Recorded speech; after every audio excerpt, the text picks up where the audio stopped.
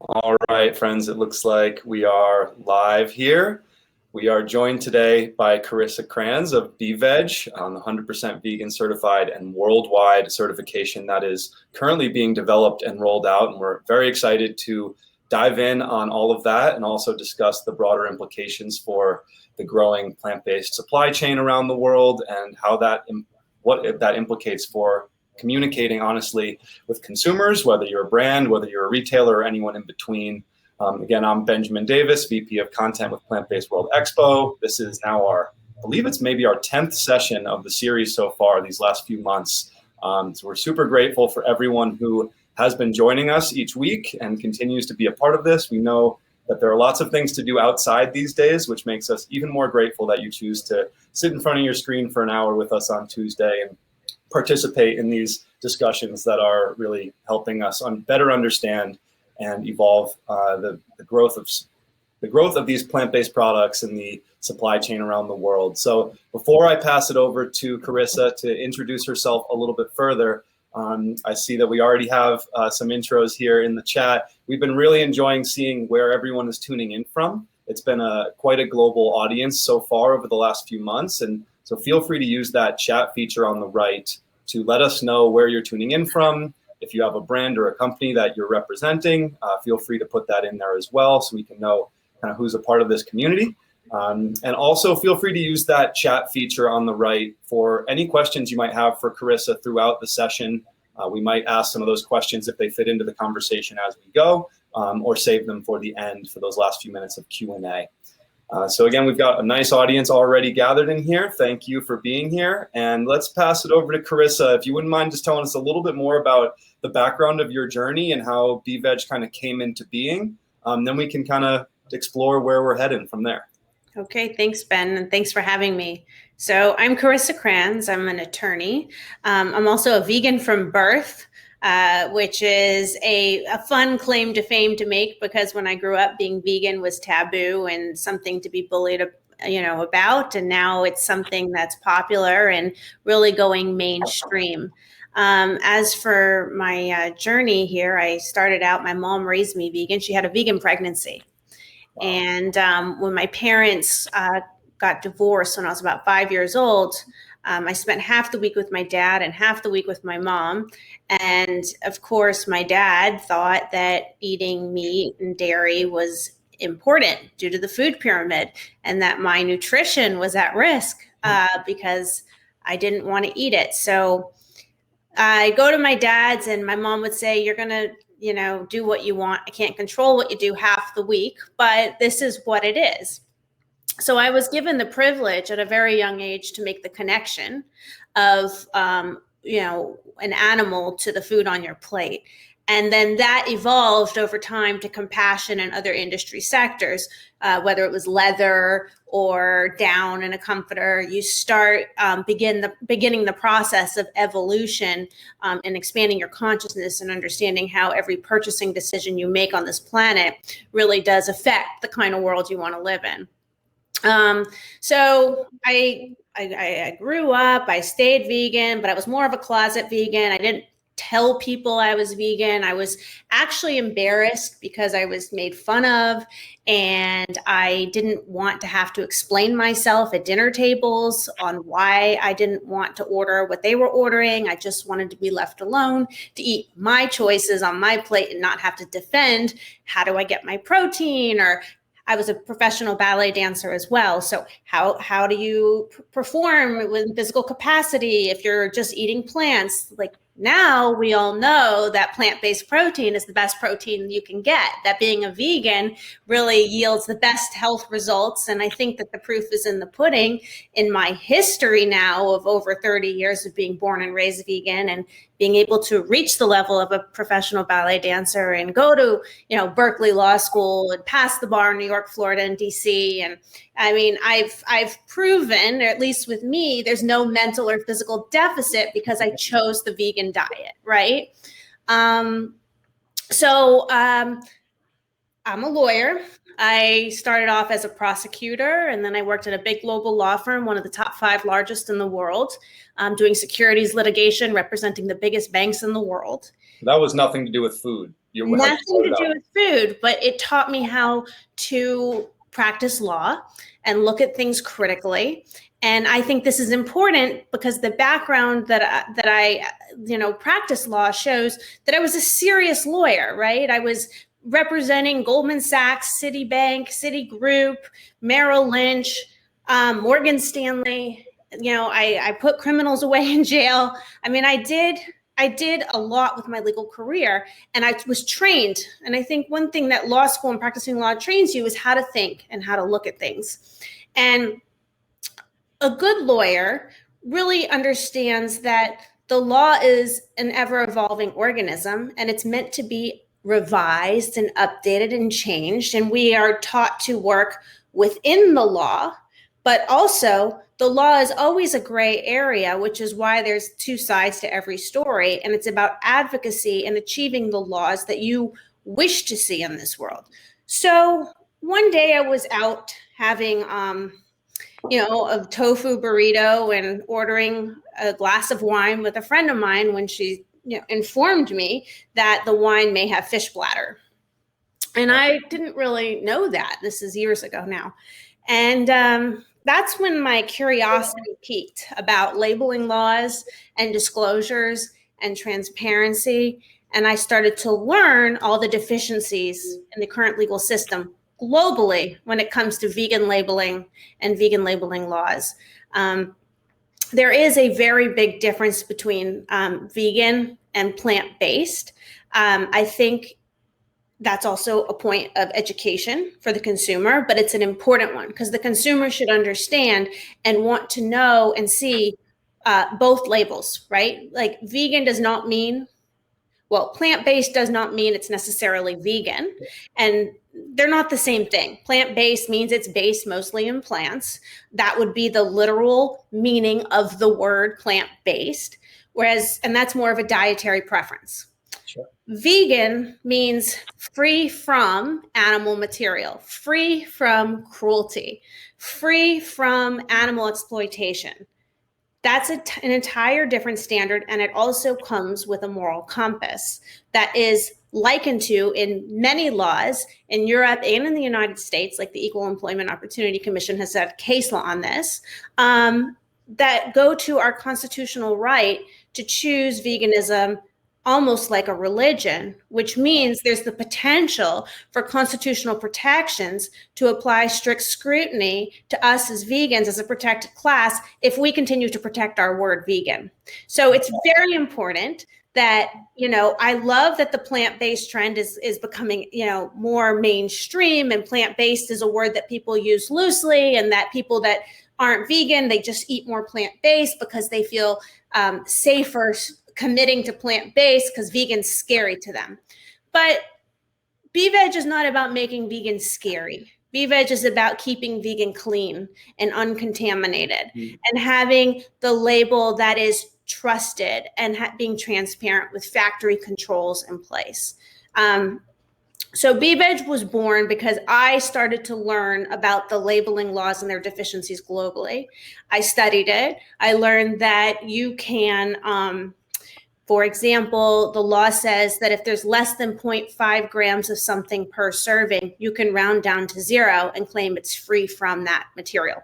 So if it's sugar, if you see sugar-free labels on products, the law says that, per serving, there can be 0.4 grams of sugar per serving. That can add up to a lot of sugar, but yet you think it's sugar-free. So I see where you're going with this. That sugar could also be something that's an animal product. Yeah, the sugar could be an animal product, bone char, natural charcoal. All of that is, contaminated. But so the law also has coined words like incidental ingredients, which is ingredients that might, spill over into your final product. It's incidental. It doesn't need to be disclosed according to the law. And let me tell you, you don't know what happens in those factories. That's why we have salmonella. That's why we have E. coli. That's why we have Ebola. That's why we have product recalls, because factory controls are not in place to protect veganism.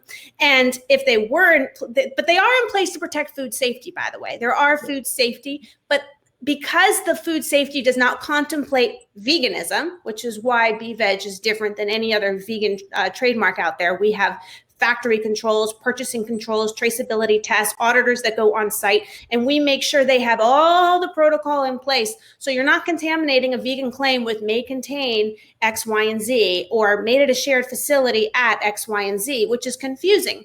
Because how could someone that, let's say, has a lactose allergy, which 20% of the world has, how could they say and rely on a vegan claim, which people are using like the Wild West? Oh, it's vegan. They're just saying it's vegan.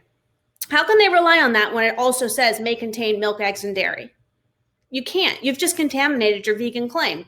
And vegan is supposed to be an uncontaminated, safe claim.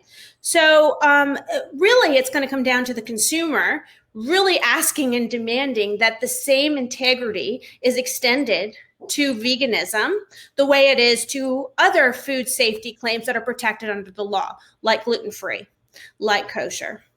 And when you look at, I'm guessing you've seen Seaspiracy at this point, right? You know what? I haven't, because of the timing of when it came out. And then I've had my own, personal family crisis that I've been a little off the radar, but I've heard really good things and I need to see it. And I'm sure, I imagine most of the stuff in there is stuff that you're already aware of and been working on. But I get this sense that we're having almost like a sobering conversation here for a lot of people who may have relied on certain simple stamps to make decisions in the past, right? And one of the big things that Seaspiracy brought out was the dolphin safe label with the tuna, and going into really almost like poking holes that are quite obvious the moment you start asking questions into how do you actually both have this stamp and verify what this stamp is supposed to mean. And I see where this conversation starts to go in a place where if you've been picking products off the shelf just because you've seen a stamp on it, there's another layer that you kind of, if you really want to align with what you're putting in your body in a way that matches your values, that there's kind of a gray area beneath the labeling that at least has existed. And I think we're moving into a more transparent and accurate place, which is the direction that this is moving. But it does require consumers to take a step back and say, hey, I actually want to know what's in here for real so that I can get to a better place of really having a clean label rather than just kind of trusting. Mm-hmm. And I think what's important and where Beveg has really set a standard and a global standard is that we're the only ISO accredited vegan trademark and vegan standard in the world. So what does that mean to be ISO accredited? We're ISO accredited by 17065 for products and services. And we've been recognized by ISO 17067 for our standard, which means it is considered a conformity assessment program. So what's a conformity assessment program? It means that we have this universe that we built that clearly defines what vegan is. It's a technical standard. It is built up to Good Food Safety Initiative, GFSI protocol, but the scope is now for vegan safety. So the application is still there for food safety, cosmetic safety, fabrics, textiles, et cetera, across industry sectors. But the protocol of implementation to ensure enforceability of the standard is there in uniform auditor checklists, right? So we not only built the standard and the training program, all of our auditors globally have to have certain resumes. They're independent auditors. They're not people from within Beveg who are collecting money and renting a stamp out for a licensing fee. We have independent third-party auditors who get paid to do the audit. They have no interest in the final outcome of that audit. They have food safety backgrounds and they go through the Beveg auditor training program. Once they pass the Beveg auditor training program and gain their certificate, they then have a uniform checklist that is used across the world for all auditors. So we have a consistent way to say, yes, this is vegan, yes, this passes. And it's not just vegan because the product is vegan, it's because the factory controls are in place to ensure, the reality is, I don't know if the consumer knows, but most factories are shared facilities. They're not dedicated vegan facilities. So and most this is what you're seeing on those labels, right? When it says manufactured in a facility that also produces, is that what you're referring to? That is also shared, but they don't even necessarily always have to disclose those allergen alibi warnings. It depends where you are in the world and what the product is. So a lot of things are not disclosed, and product packaging is minimal. So it's a lot of real estate on that little packaging to put those disclosures. So most facilities are shared facilities. So it's very important that veganism has within the facility, a commitment, a senior level commitment. If there's employee turnover, that there's protocol in place to ensure those employees are trained. Protective gear, separate equipment or segregated equipment, or cleaning mechanisms in place, or time segregation. So for example, like if it's a gluten-free production run, it's not a gluten-free facility. It's a gluten-free certified facility because they have procedures in place to protect the gluten claim. Same thing needs to happen for vegan. We need to have the procedures in place to protect the vegan claim. So that means that if it's a vegan production run, maybe it's run one day a week, not with, the meat was run and the dairy was run, and now we're going to run the vegan one, and then we're going to go back to dairy, and then you're rushing throughout the day, and the cleaning mechanisms aren't proper, and it's sloppy. And that's how you get contaminated product recalls of E. coli, Ebola, and Salmonella, and all those other animal contaminants that end up in our products. I was just, what in your mind, as we move into the next 5 or 10 years of the food system, is there a combination of like developing all vegan facilities and creating better standards and scheduling for the current shared ones? Or do you feel like one side has more potential to really advance the industry? Yeah, I think we need to kind of meet with the industry where it's at now. I think demanding dedicated vegan facilities is not realistic. I think certain brands that got big enough, like Beyond Meat, for example, or, they can start building their own facilities for their products. But that doesn't mean it's going to be a dedicated vegan facility for other vegan products. It means that that they'll have a dedicated vegan facility for their production runs of the Beyond Meat products. And I'm not saying that they have this. I'm just using them as an example, right? They got big. They had a big IPO. Like, we know that they're big. The reality is most plant-based and vegan products that launch are from passionate vegans that have their own recipe and formula, and they want to go to a co-packer. A co-packer is a shared facility that allows many brand owners to come and use their facility to do their production runs of their formulas. And that is not a vegan facility, and it's very rarely going to ever be dedicated vegan. Those co-packers make money by renting out their facility to the different brands for their production runs. So it's much easier to get a dedicated vegan facility when a brand becomes big enough that they're producing so much that they can then control the facility and their production runs. It's more realistic to expect and to ask factories to update their standard operating procedures and their HACCP plans, which is their food safety controls in place, to keep vegan protected. So that means their purchasing controls, their Schedule A of ingredients, their Schedule B of suppliers. Like, everything needs to be organized and systematic so traceability can be confirmed rather than contaminated, just like it would be with kosher, gluten-free, and other food safety standards. I mean, like, kosher facilities are not kosher all the time. They have supervising rabbis constantly going into the facility, to do their procedures to make sure that the production remains kosher for the certification.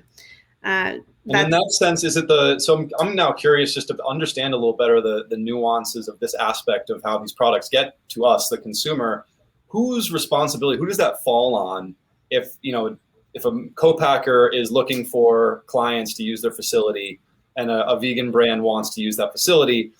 Does that fall on the co-packer to dedicate time in between to do the cleaning and the verification, or is it on the brand? Whose shoulders does it fall on, and does that then make co-packers less likely to want a vegan brand because they can squeeze in more brands if they don't have to do all of that? Yeah, no, it makes them more marketable if they get certified. So if the co-packer gets certified as a Beveg facility, then they have the mechanisms in place. They have the purchasing controls, the traceability test, the senior level commitment to the standard, the segregation and the separation, and they have the protocol in place, just like they would for gluten-free. Now, if they don't want to be a Beveg certified facility and they just want to allow for audits to happen for a certain brand, and then we have to come in and audit just for that brand's production run to ensure that that brand is uncontaminated. that's not good for the co-packer, because then if another brand wants a vegan production run, then they have to get audited again for that brand, right? So it's better if the co-packer says we'll get audited once a year, we'll be considered a vegan certified facility, and then it's a lot easier for us to work with the brands, because then it turns into an ingredient supply chain traceability test rather than what's happening at the factory that could create an unsafe, a contaminated, frankly, a food safety issue. So I'm guessing up to this point, facilities, we're talking about these co-packers now, can be certified as gluten-free or kosher, to just a couple examples, but there has not been a vegan certified for the co-packing manufacturing to this point. Right. And actually, like the other vegan logos out there, like the heart logo and the others, they specifically say we don't certify facilities. We certify they're certifying the package of the brand itself. Just the brand. So for them, it's a paperwork process, but you can't enforce. The problem with the paperwork process is there's no mechanism to enforce or to check or risk assess really that vegan claim. The reality is you can't trust it. So if the consumer wants vegan to be taken seriously, which it should, because I think we should have constitutional protections for vegan. And I think even if you're more on the plant-based bandwagon and not the vegan bandwagon, you're going plant-based because you want to know that it's free from animal material and you're leaning into that. And it comes down to, do you want to be lied to, or do you want consumer transparency? Because plant-based means the law says you can be wishy-washy about what's really in that product. The law even says you can be wishy-washy with what's in the vegan product.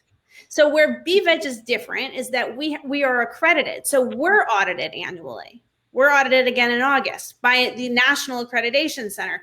We're audited on our audits based on our technical standard, which is the closest thing to the law that you can have, because we have guidelines that have to be followed for implementation. So by having guidelines and consistency in application, we're ensuring that the consumer has something tangible to rely on, which makes us the most credible, hardest vegan stamp of approval to obtain. So we're coming at it from a few different angles. We've got the co-packing, the manufacturing facilities, and giving them the ability to be audited and certified. So I want to bring up a point, because a lot of manufacturing facilities are owned, and it's not co-packers. And a lot of brands out there that you think are brand owned are actually private labels. So for those that don't understand what that means, is, a lot of facilities, actually most facilities. So when you see the private label at Trader Joe's or Kirkland for Costco, or you see a brand out there with a name that you think is their brand, a lot of times the formula and the recipe is not theirs. It's actually the formula of the factory, and they're repackaging it under their own brand because they want to make money off of it. Most of these celebrity brands out there are not really their brand. They own the brand name, but the formula and the recipe is used in a lot of different packaging. So that's more common than the co-packing situation I think that you're talking about. And we want the factories that own all these formulas to go through the certification, because once they go through it for all their formulas, all those formulas are certified. Then the celebrity brand doesn't have to have another audit. They've already been audited. It's just being sold under a different title. And it's very confusing to navigate all of this. Most people don't understand it, but when you learn it, you realize, wow, like, we can't allow the industry to continue to be sloppy. We've had a few conversations now, and I feel like each time we talk, I'm learning so much, even being in this space and talking to people and working with brands and learning every day about the food system, both professionally and just as a eater of food in the United States, right? And so it's to imagine where everyday people are coming from, just out there trying to, it's already confusing enough trying to realize that they can get their protein from plant-based food based on what they've been told their whole lives. And now once you come to that realization, you're faced with navigating this deeper aspect of the conversation, which is what's actually in these products, what might be hidden, what might be not being disclosed. And it's just, you almost just have to honor how much there is to break down and digest here. And, it's just each piece of this conversation that that we have almost opens up some new doorways to understanding things better. I'd love to touch a little bit on the global aspect of your project, because we at Plant-Based World here, we work with a bunch of different organizations that have different stamps, whether they're plant-based, whether it's Vegan Action or Vegan Society, and they all play their different roles in different regions and help bring transparency to different regions that they serve. What made you know that this needed to be a global standardized stamp that really could tie this whole market and supply chain together around the world? Well, the reality is most products you see, no matter what country they're sold in, are mostly imported or exported from a different place. And our world is shrinking, and we really need to have a singular standard and a singular application and a checklist that people can trust. At Beveg, so we have global trademark protection. The Beveg mark is on 6 continents, all of them except Antarctica. And what we've been focused on, we get lots of products applying to us and have applied to us independently over the years, but we've been focused more on the global rollout with the accredited certification bodies that are already auditing food safety to adopt our program and to enroll them in our program to ensure they're trained to, we want to ensure integrity. Without the global certification body infrastructure and the auditors that are already field reps in all these countries, you really cannot keep the claim honest. It's impossible. You can have all the good intentions in the world, but it's too easy to cheat. And I've seen that. I've seen companies apply to us and fail our certification because of a supplier ingredient that may have, I don't know, a vitamin D lanolin, which is sheep oil in it. And then they still market vegan on their packaging. They just didn't get Beveg because the law says they can, right? The law says they can still claim they're vegan. No one's regulating it. So, and no laws globally are regulating it. So the closest thing to a global regulation is the ISO accreditation. That's, every other standard out there that is real, like non-GMO project, gluten-free, they're accredited standards. They're not unaccredited. So to have an accredited standard makes it real. It makes it, maybe the consumer doesn't understand the difference, but the certification bodies understand the difference. And those that are following food safety understand the difference and the importance of accreditation. So one thing we've done is we've formed a few partnerships that were, in the process of, they're formalized, but they're in the process of a global implementation. And that takes time when you're dealing with big enterprises that have global offices. But, we're working with EcoCert. We're formalizing our relationship with Eurofin, which is one of the largest labs in the world. Acerta, which is headquartered in Spain. Ceracert, which is headquartered in Germany. IGSC, which is headquartered in Korea. The list goes on. And then we've also formalized a relationship with the OU Kosher, the Orthodox Union. I'm sure you've seen on products the circle with the U in it. Sure. They're the world's largest kosher certification body. And we've just put all their auditors through our training program. And we are working with them because they're in 105 countries with auditors and field reps supervising factories. And we are working with them to ensure integrity and global rollout. It's otherwise impossible to do it right. You have to work with others. And these are independent auditing firms. So it keeps the claim honest. They're trained on the standard, and their job is to warrant that the claims are in alignment with our technical standard so the consumer can trust it.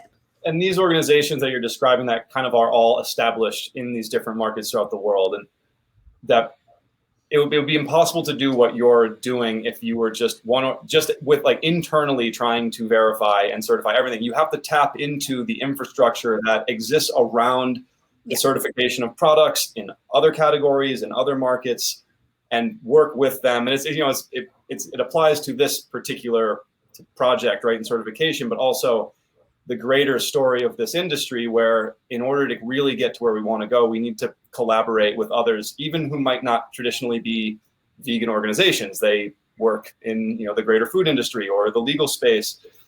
and that by tapping into those resources that have existed for decades, you're able to then bring vegan into the fold rather than try to kind of. If I were to, like big organizations like the OU kosher and these certification bodies, many of them have been around for 120 years. Okay. It's impossible. I would be wasting time to try to reinvent the wheel to rebuild what they already have. And it takes the independent verification out of it, which is what makes it more credible to have the independent verification as opposed to, I mean, there's like 3 levels of verification, right? There's the first level where products and factories are saying, yeah, we're vegan, which you should never, ever, ever trust any vegan claim or plant-based claim on a package that is unverified by any organization. You cannot trust it, period, end of story. And then there's the paperwork verification, which is all other, I think, vegan logos out there. That's a step higher. It's good to review the paperwork and the supply chain, but there's no mechanisms in place to enforce it. And there's no research into where it's being made. Is it a shared facility? What's that shared facility doing? Are they having separate production runs? And therefore, they will never be able to put on product packaging a vegan claim or a vegan stamp without also having the allergen alibi warning may contain this, that, and the other thing, which confuses the consumer. Consumer protection laws are put in place to allow the consumer to make an informed purchasing decision.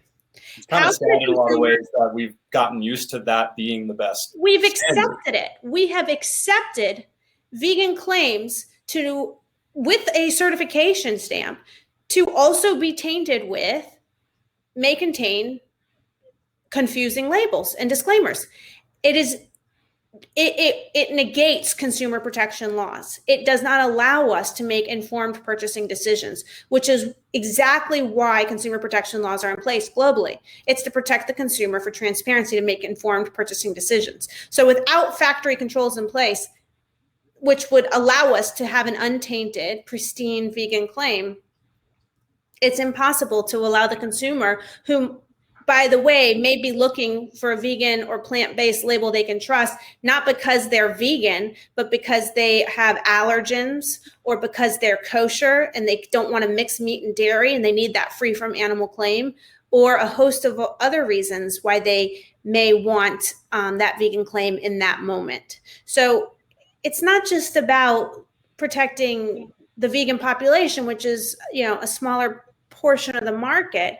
It's the fact that the market as a whole is going in this direction, and consumers deserve to not be lied to.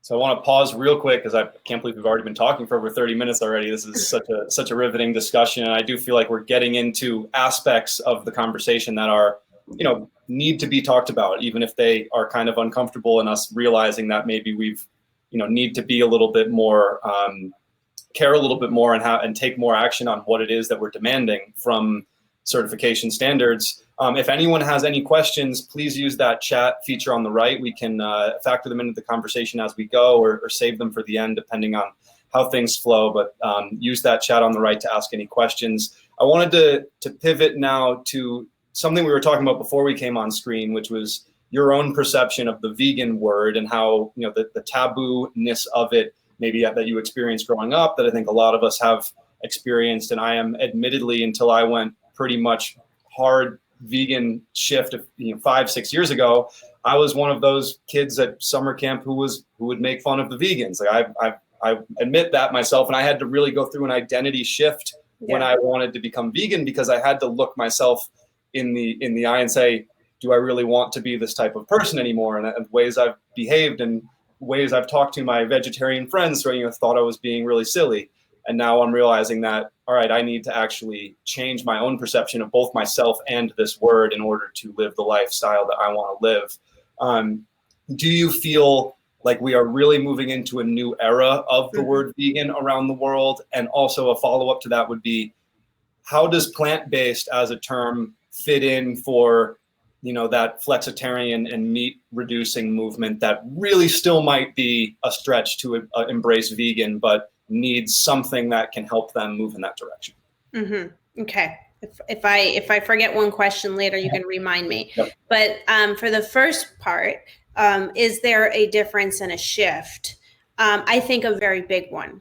Because growing up, I was made fun of and I was shy about it. And I wanted to be left alone to eat my carrots in a closet and not have to defend myself and justify myself and go to dinner and be asked a million questions on how I get my protein. And my whole meal was spent discussing my choices and how animals are meant to be food. I mean, that was exhausting. Now, when I go out to eat with friends, I notice that they want to eat more like me. If they want to order meat, they almost act embarrassed about it and apologetic, or even ask my permission to order what they want off the menu, which is totally different in terms of a reaction than it used to be.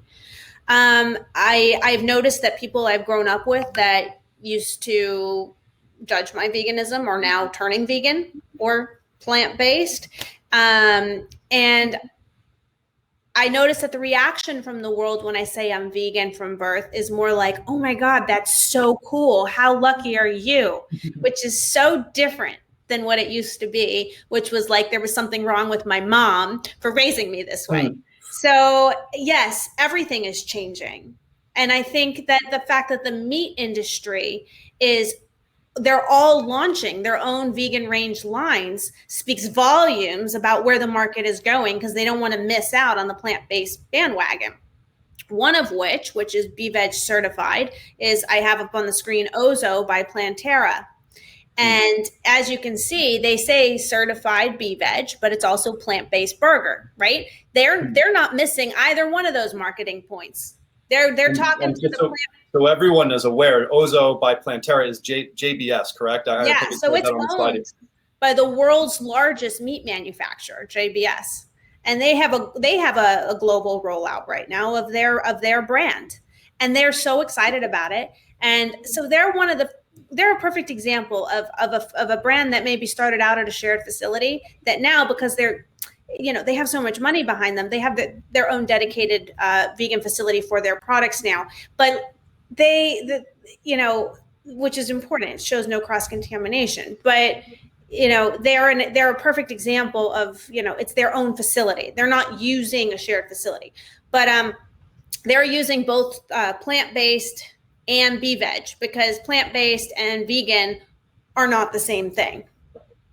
A product really, if they want to say plant-based, they should say plant-based, because a lot of people feel like safer and that's cool. But if they want to have a real clean claim, then vegan, be veg, right? Are you seeing any more? So I'm thinking back to, I don't know if it was last year or the year before, but I know Tyson had done a lot of kind of, I want to call it experimentation into the both plant-based and blended range of products. And I know that there was some discussion back and forth when, of how they were using the term plant-based with, I don't know, it might've been a chicken nugget or a burger that was actually blended and had meat in it, but they were using the plant.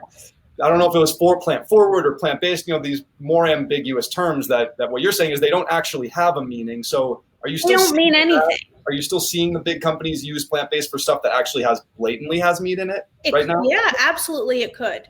You cannot trust the word plant-based. It means nothing. Like vegan actually has a definition. Now how you define it is legally is not, in any constitution right now, okay? But it has a meaning, and a common sense meaning, and a consumer expectation, right? The consumer expectation of vegan means free from animal material and free from animal cruelty and free from animal exploitation. That's what vegan means. Now, how you define that, where you draw the line, what's the technical standard, all that varies. Okay, plant-based means nothing.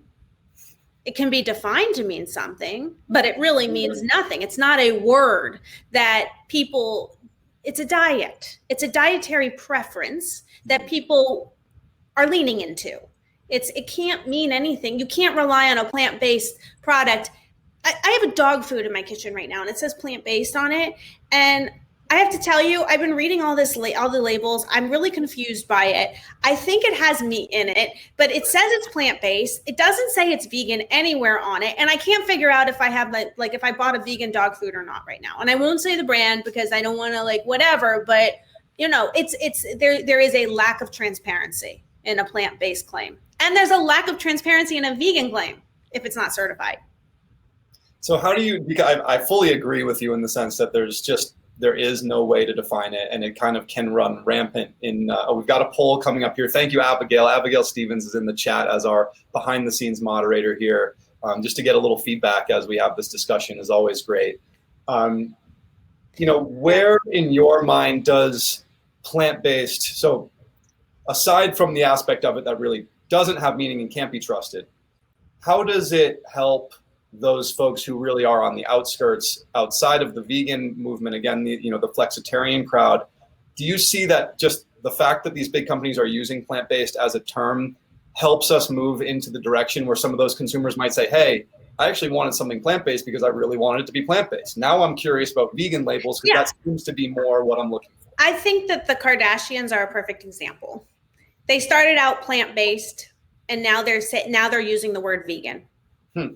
Like Kim Kardashian was like, yeah, my plant-based this, I'm dabbling in plant-based that. And then her sisters kind of went along with her. And then suddenly Kim's like, nope, I'm committing to vegan baby food, vegan, here's my vegan this, here's my vegan that. Now her sisters are leaning into that. So I think it's a way for people to tiptoe into the real claim, right? The one that is the attainable, like the one that you really want to get to, but it maybe is a little scary to jump into.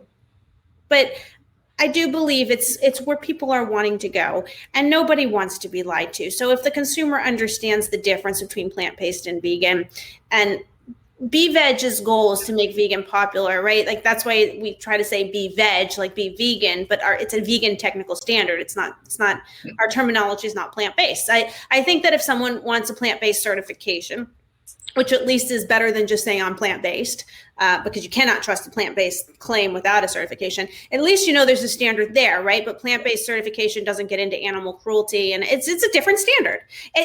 One should not replace the other, right? It really, like, if you're going to have a plant-based certification, you should have a vegan certification too.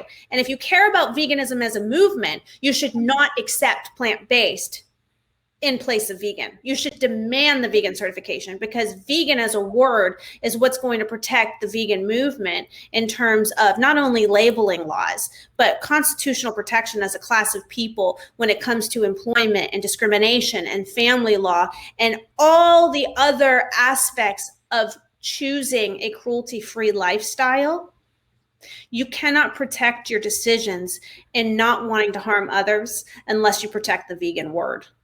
So we have our good friend Julie Emmett from Plant-Based Foods Association in the chat, and I think this is an important point. Julie, if you're still there and can add to the chat as well, I'd love to know, because the Plant-Based Foods Association plant-based certification, I believe, is certifying products that are specifically fitting into a category of replacing traditional animal products, and that's how.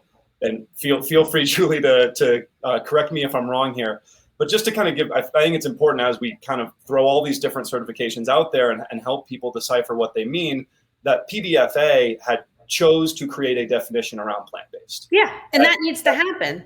Yeah, and so they're able to create plant-based. So okay, so Julie, is that a shift from where it started? I was under the impression that it was only reserved for products that were replacing their counterparts, and not necessarily like produce and other things that might be no animal products, but also are made of plants. That might be something that I need to get updated on. But to the point of, there can be definitions for things if we create them and then can certify based on that definition. But plant-based. The plant-based food association label also looks into whether or not how much synthetic other materials might be in the final product, because some synthetic materials might not be of animal origin, but might be of an origin that may not be of plants, but not of animals. And I think they have a technical standard that tries to set a requirement and a definition to keep it based in plants. But it's totally different than a vegan standard. Yeah. Consumer may not understand that. So, but companies that are marketing plant-based should not think that's enough to not market vegan. And if they're marketing vegan, there's also, while vegan is plant-based and that it's mostly plants, there is also an argument to add the Plant-Based Food Association certification as well, because their technical standard takes into account the synthetic products, which our certification takes into account more the contamination of animals and the cruelty aspect. So they're not the same. Got it. And we just got some confirmation from Julie in the chat, just a little bit more about that plant-based certification. And it's just thanks for being here, Julie. It's important for us to be able to kind of hash all this out and know that each piece of this is an important part of the puzzle of really creating an honest consumer experience. And I want to jump back. You had a slide up that we started on. I think it was the first one, and just wanted to look some of these pictures. This is grocery stores that have what looks like Beveg cases that I'm guessing are only. Is this something that's in effect right now, or is this just for marketing? Where is Beveg in the retail world? Mm-hmm. And are there areas like this that consumers can go and actually, without even having to look at the package, know that there's a shelf of products that fit into their category? Okay, so the Beveg logo is in grocery stores, across the world, and it's a little too soon to discuss what we're doing, but there are grocery stores that are starting to, like Target, for example, and Tesco. They have vegan aisles and they have vegan assortments on their website. So like if you go to target.com, you can sort by vegan products, and it doesn't say plant-based, it says vegan. And that's a problem. Right? They are allowing people to sort for vegan products that are self-claimed vegan without the certification. But these retail chains are no dummies, and they're very aware of the need to go in another direction. And I believe that's what's happening. It's going in another direction right now. That's why they're going mainstream, right? Vegan labels are going mainstream. So the time is now. That's the reality. The time is now.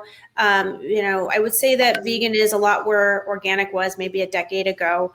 There were not organic sections in stores. In fact, initially when I know wine bottles, for example, had organic sections and were labeling organic, their sales decreased for a while.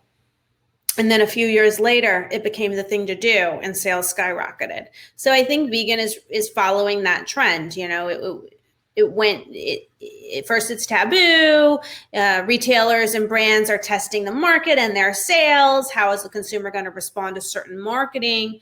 And maybe there is a decrease at a time, but I think without a doubt, I'm very confident that it's the way to go and all sales are increasing. And to me, it's undeniable. I don't want to work with brands and companies that I have to convince. I think the writing's on the wall, and we have the tools and utensils to help them to make their claims with integrity and verifiable. And if I have to convince you that you should be labeling vegan or why you should have a trusted vegan claim, I don't want to work with you, because there's someone else out there who gets it, who's excited to work with you. Yeah, there's enough people who get it.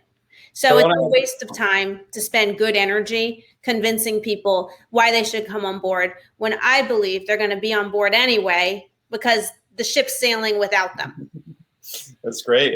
That's a good place to be in when you have that much confidence in what you have to offer, that you know that there's enough people who are going to find you and have that alignment already. And the rest of them can figure it out in their own time. If it's in alignment with them, they're also going to find you as you've grown and have more resources.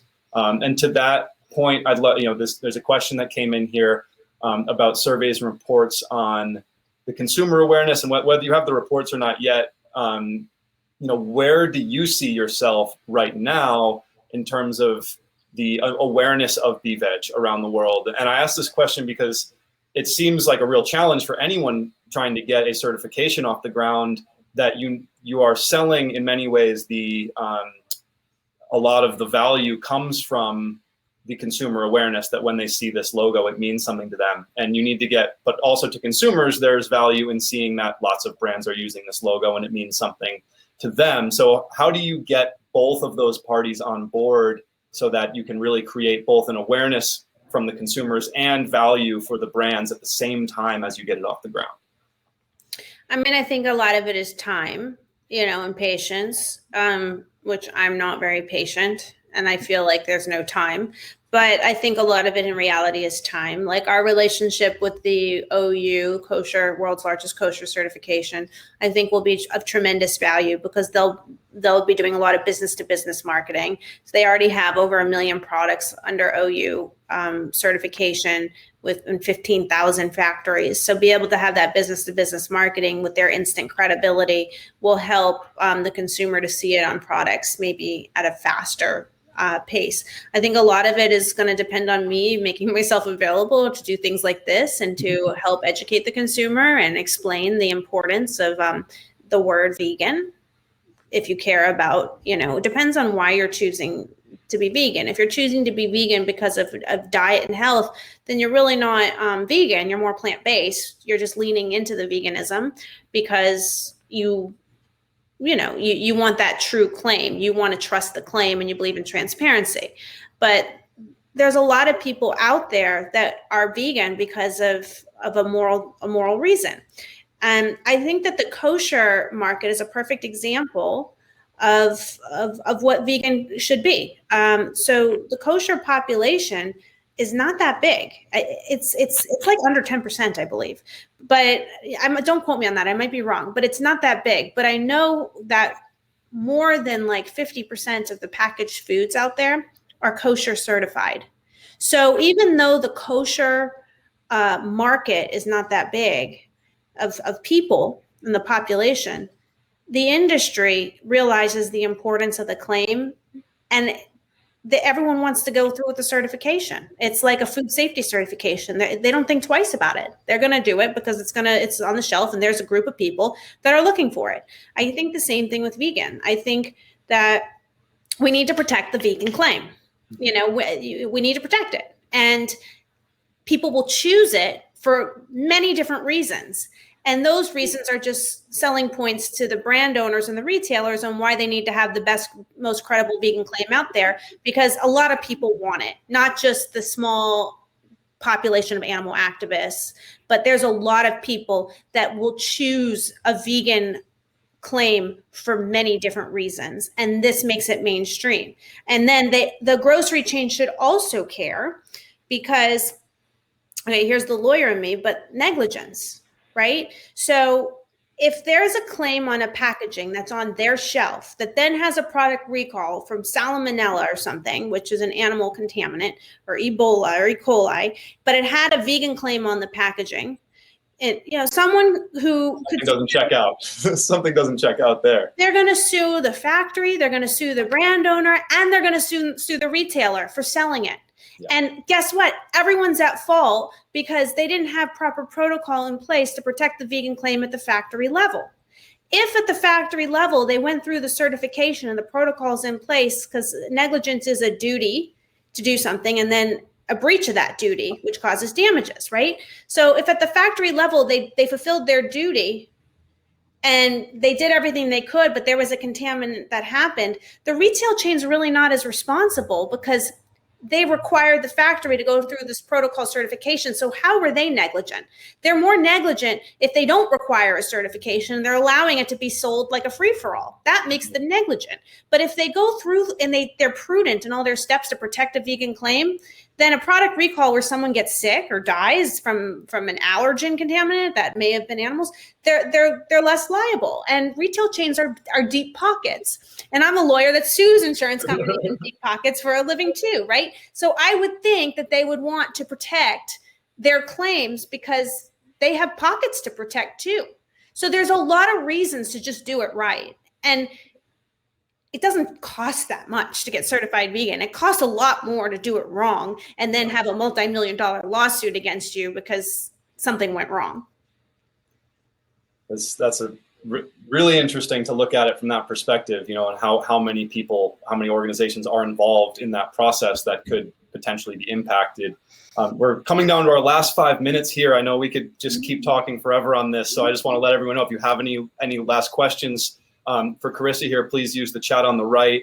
I want to zoom out a little bit and ask you about something that really resonated with me when we were talking beforehand about kind of this voting with your dollar and to create the world that we want to live in. And we've spent a lot of time talking about kind of where we've come from, some of the challenges that we're all overcoming as an industry, that Beveg here is playing a role in across the globe and standardizing these things and verifying them.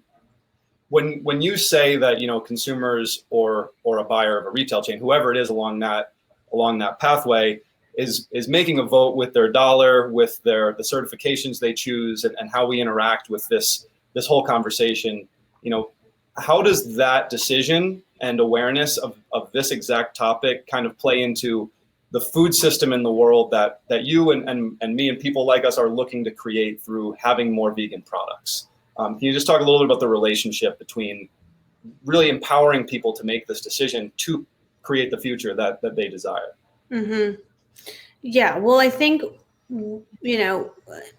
every dollar you spend is a vote for the type of world you want to live in. So if you're voting for the product that's certified vegan, which keeps the supply chain accountable, then you're making a big difference, because the reality is, if there is a product out there that does not have the certified Beveg claim, for example, and they're using a sugar, which could make it plant-based, frankly, but not vegan. They're using a sugar that is made with natural charcoal, which is bone char.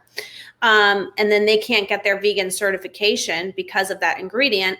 If they want the certification bad enough, they will resource that ingredient with a different supplier.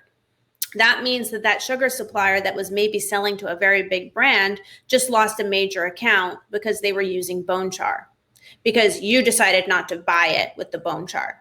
So that means that they may change their practices to get rid of the bone char in their sugar so they can market their sugar to a parent company and a buyer who needs sugar for their final product. So when we keep the supply chain accountable of the final product, that final product is keeping all their suppliers accountable to that higher goal.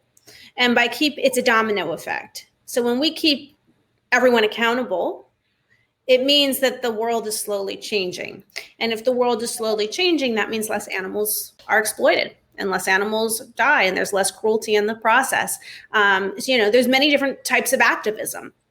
Some people, take to the streets like PETA, or, other people go to the courtroom and argue cases. But there's activism every day in what you buy, because how you spend your money is really the driving force behind politics and everything. If you look at the government bailouts of meat and dairy subsidies, it's all politics, and it all comes down to money and greed. And the reason that these meat manufacturers like JBS and Tyson and pretty much all of them are transitioning into these vegan plant-based ranges is because the writing's on the wall for them that the money is going into the plant-based market, and they don't want to miss out on those wins. Now, we might not like them for that on some sense, but I also think it's a positive. If they can share in the plant-based wins and they see themselves making money in that market, they're not going to resist the shutting down of slaughterhouses the same way that they will if that's their only source of income. It is a domino effect. So you really can make a difference by every dollar you spend in the grocery store, and by reading those labels, and by asking the right questions, and for demanding certifications.